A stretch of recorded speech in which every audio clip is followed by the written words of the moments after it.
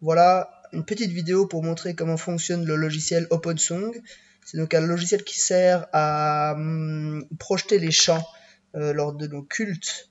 Donc vous cliquez ici sur OpenSong, il vous demande si vous voulez gérer l'index pour le fichier Bible, vous dites juste oui. Ensuite, il y a deux modes dans ce champ. Vous voyez là-haut, il y a le mode chant et le mode liste. Le mode chant sert à rentrer de nouveaux champs, à modifier les champs, à supprimer les champs. Mais comme tous les champs sont déjà rentrés dans la base de données, on n'a pas besoin de toucher au mode chant, on va juste toucher au mode liste, dans lequel on va créer nos listes pour les cultes. Vous voyez ici, j'ai déjà créé une liste, mais vous pouvez créer une nouvelle liste que vous appelez par exemple culte du 21 mars 2023. Mais voilà, l'idée c'est de mettre la date du culte, comme ça permet de se retrouver. Donc ici, vous êtes dans cette liste-là. Après, vous pouvez passer sur une autre liste. Là, j'avais créé une autre liste, mais nous, on est dans cette liste-là. Dans ces listes, vous pouvez ajouter surtout deux choses, des éléments et des versets, des chants et des versets. C'est surtout ça qui nous intéresse. Éventuellement, on peut ajouter des images, des choses externes, comme des PowerPoint ou des films. Mais nous, ce qui nous intéresse avant tout, c'est des chants. Donc, on clique sur chant. On a cette fenêtre qui s'ouvre. Et là, on peut choisir notre recueil. Si on veut un des gems, si on veut un autre recueil qui est dans la base de données. Ou on peut choisir d'avoir tous les recueils en même temps. Donc, moi, je vais prendre tous les recueils. Et le plus simple, c'est de procéder en cherchant avec les numéros de chants. Donc, le président vous a envoyé à l'avance la liste des chants. Et puis là, vous allez demander par exemple j'aime 732. Voilà, béni soit ton nom. C'est celui-là. Tac, on l'ajoute. Après, la fenêtre va se rouvrir automatiquement. Et puis vous pouvez mettre le deuxième chant. Le j'aime 72 par exemple, torrent d'amour et de grâce, ajouter, on va rajouter un troisième, donc la fenêtre se rouvre à chaque fois toute seule, hein.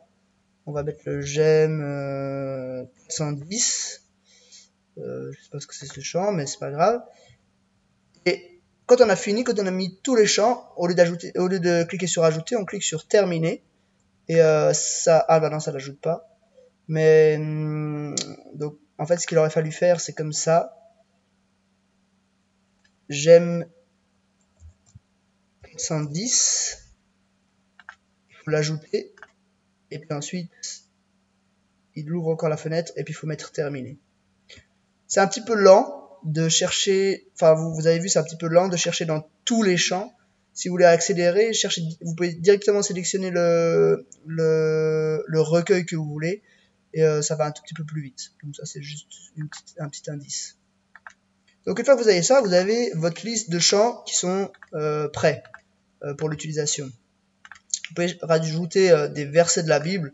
Si le président vous demande d'afficher des versets, là vous voyez, vous avez cette chose-là qui apparaît, cette fenêtre qui apparaît. Ici vous pouvez choisir la version Darby, Second 1910 ou Summer, c'est juste les trois qui sont disponibles pour l'instant. Vous pouvez choisir le nombre de versets par diapo que vous voulez mettre, le nombre de caractères maximum par diapo. Et ensuite, il faut choisir, par exemple, vous voulez afficher Actes, chapitre 10, les versets 8 à 19. Et là, il va vous générer tout seul le nombre juste de slides. Donc là, vous voyez, j'ajoute. Ensuite, je mets terminé. Donc voilà, là on a un champ, un deuxième champ, le passage et un troisième champ. Maintenant votre liste est prête, enfin la liste fictive. Ce qu'il va falloir faire c'est la projeter. Donc on clique sur diaporama. D'abord il faut sauvegarder bien sûr.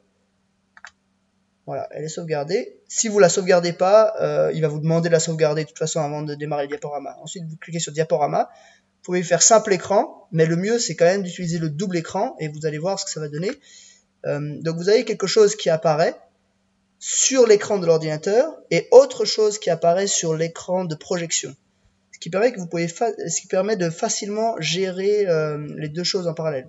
Donc vous pouvez utiliser soit les flèches du clavier, soit la souris. Et voilà, il y a les paroles qui s'affichent à l'écran. Donc moi j'ai juste mis un fond noir, mais évidemment on peut tout changer, on peut tout paramétrer, la police, la taille, tout ça. Ensuite on a le deuxième champ qui s'affiche. Et j'ai mis, pour les textes bibliques, j'ai mis juste une autre couleur, donc c'est juste du bleu qui s'affiche. Donc là on a le texte biblique qui est affiché. Et puis ensuite le chant. Et puis si l'équipe louange décide de refaire un couplet ou quoi, ben, vous pouvez sauter d'un à l'autre très facilement. Si vous voulez revenir sur un verset biblique qui a été mentionné, c'est pareil. Quelques petites astuces encore. Vous pouvez en tout temps demander un écran noir. Vous pouvez demander un écran blanc. Vous pouvez cacher, ça veut dire qu'il garde juste le fond, mais il met pas le texte. On peut mettre le logo, mais bon, ça c'est pas très utile. Ou vous pouvez figer. Figer c'est pas mal parce que par exemple si vous avez ces versets, vous pouvez figer, vous pouvez juste regarder si l'autre slide il est ok, si le texte est bon, et si c'est bon, ben vous pouvez défiger en remettant normal, et puis ça revient. Après, pendant même la projection, ici vous voyez que vous pouvez ajouter un chant ou ajouter un passage. Donc ça c'est vraiment excellent parce que si le président cite quelque chose, vous pouvez soit cliquer là, soit appuyer sur la lettre S du clavier, et hop, on a le truc qui s'ouvre. On entend qu'il est en train, il va lire Romains 5, les versets 7 à 8, et hop, on l'ajoute et ça part directement. Terminé, et voilà, on l'ajoute en live entre guillemets pendant la présidence ou pendant le message. Voilà. Une fois que vous avez terminé la projection, vous pouvez appuyer ici sur sortir ou bien sur la touche escape du clavier. Vous sortez, vous revenez dans le mode liste. Et voilà, vous avez votre mode liste qui est de nouveau comme avant. Donc moi ce que je vais faire, c'est que je vais supprimer cette liste parce que c'est une liste fictive. Je vais aussi supprimer la liste précédente que j'avais créée parce que c'est aussi une liste fictive. Et voilà, donc il y a des possibilités beaucoup plus avancées que ça. Mais là, c'est simplement un petit tutoriel de base pour l'utilisation d'OpenSong.